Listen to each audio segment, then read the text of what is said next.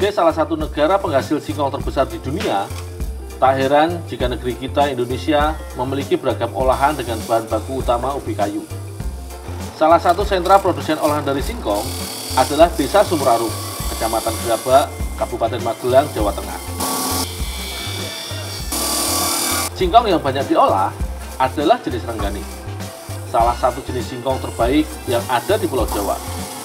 Dalam sehari, Desa Sumurarum memerlukan singkong hingga 40 ton, sehingga untuk memenuhi kapasitas produksi seluruh desa, singkong didatangkan dari kabupaten lain seperti Wonosobo dan Temanggung. Salah satu olahan khas Magelang yang paling populer adalah selondok. Proses pengolahan selondok dimulai dari pengupasan yang langsung dilanjutkan dengan pemarutan. Itu dipres aja. Oh, ya Pak.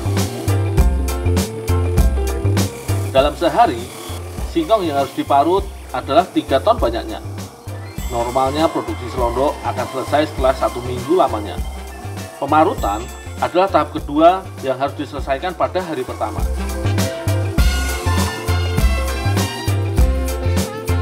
Berikutnya adalah tahap pengepresan, yakni tahapan pembuangan air dari dalam parutan singkongnya. Karung singkong harus disusun sedemikian rupa di atas tempat pengepresan. Selanjutnya diberi tekanan dengan alat dongkrak yang diletakkan di atas tumpukan karung.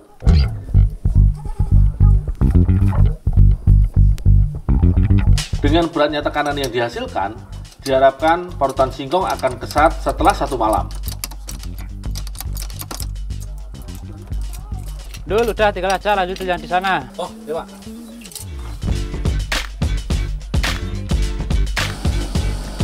Setelah dipres semalam, selanjutnya akan dilakukan proses gempur dan pengayaan. Gempur adalah proses mengurai kembali hasil presan singkong. Akibat dipres lama, parutan singkong akan berubah menjadi semacam gumpalan yang sangat kesat sekaligus padat. Ini harus diuraikan lagi dengan cara diparut kembali. Hasil gempuran memang telah menjadi tepung, akan tetapi masih sangat kasar dan memiliki butiran yang besar. Oleh karena itu, harus dilakukan proses pengayakan lagi, sehingga dihasilkan tepung singkong yang lebih halus.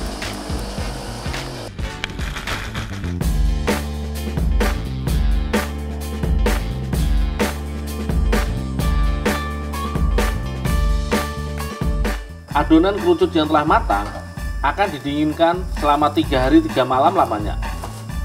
Proses pendinginan ini tidak boleh dipercepat dengan cara apapun. Inilah salah satu penyebab lamanya proses produksi makanan selondok. Kerucut adonan selanjutnya akan dikerok bagian luarnya yang keras. Lapisan keras di luar kerucut tercipta ketika dilakukan proses pendinginan. Jika tidak dibuang, nantinya kerucut akan sulit dipotong dan juga dicetak. Memang ketebalan yang dikerok tidak banyak, hanya sekitar 2 mm saja. Kerucut yang telah dikerok kemudian dipotong dengan pemotong besar. Pertama-tama, kerucut harus dipotong lebar-lebar dahulu. Semakin ke dalam, ketebalannya bertambah dibandingkan hasil potongan awal. Berikutnya, akan dibuat potongan kecil-kecil. Panjangnya potongan otomatis mengikuti besarnya kerucut. Akan tetapi, ketebalan potongan yang dibuat sekitar 1,5 cm. Hasil potongan ini seperti potongan kayu kecil. Ukuran ini berguna agar mudah dicetak.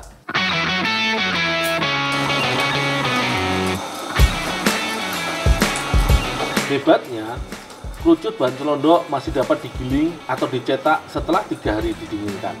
Padahal air yang ada pada kerucut ini hanya didapatkan dari proses pengukusan saja. Alat cetak yang digunakan adalah gilingan kecil. Alat ini sebenarnya seperti alat giling kebanyakan. Hanya saja pada saat mencetak selondok, bagian depan alat diganti dengan plat dengan lubang tipis yang agak panjang. Jadi saat adonan keluar akan menjadi seperti pita adonan. Pencetakan ini biasanya akan dilakukan mulai pada hari ketiga proses produksi. Terkadang proses pencetakan ini dilakukan hingga larut malam. Apalagi saat permintaan pasar akan produk selondok sedang meningkat. Hasil cetakan langsung diproses lagi. Untaian panjang pita adonan harus dipotong dahulu, baru dipisahkan satu demi satu. Panjang potongan yang dibuat sekitar 12 cm. Proses ini disebut suwar-suwir, yaitu istilah untuk menyebut pemisahan lembaran-lembaran kecil menjadi lembaran tunggal. Selondok yang telah disuwar-suwir akan dijemur selama kurang lebih 1 hari lagi, hingga setengah kering. Pemberian bumbu pada selondok diawali selondok warna putih. Setelah itu, tong plastik ditutup dan selanjutnya diputar.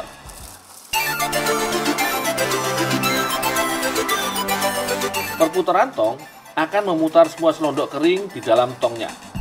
Bumbu cair yang baru ditambahkan praktis akan tercampur dengan bumbunya secara merata. Setelah diputar selama kurang lebih 1 menit, selondok akan ditumpahkan kembali dan siap untuk dijemur.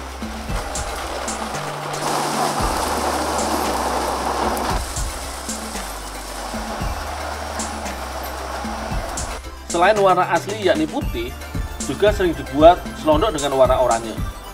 Ini adalah warna kedua yang juga laku di pasaran. Bumbu utama terdiri dari garam, berbagai bumbu dapur dan cabai yang telah dihaluskan. Kedua, bahan utama ini kemudian akan ditambahkan dengan air secukupnya.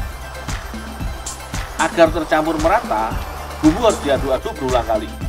Terakhir, akan ditambahkan dengan pewarna makanan secukupnya.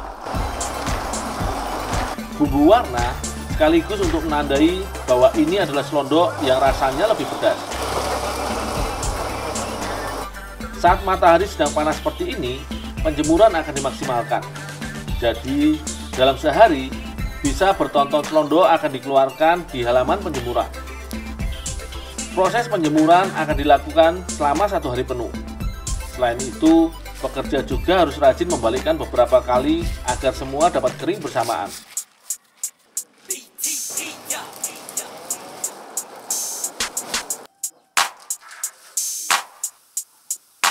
Di desa Sumur Arum sendiri, yang mana setiap hari puluhan ton selondok diproduksi, selondok hanya digoreng saat tertentu saja, misalnya saat ada tamu berkunjung.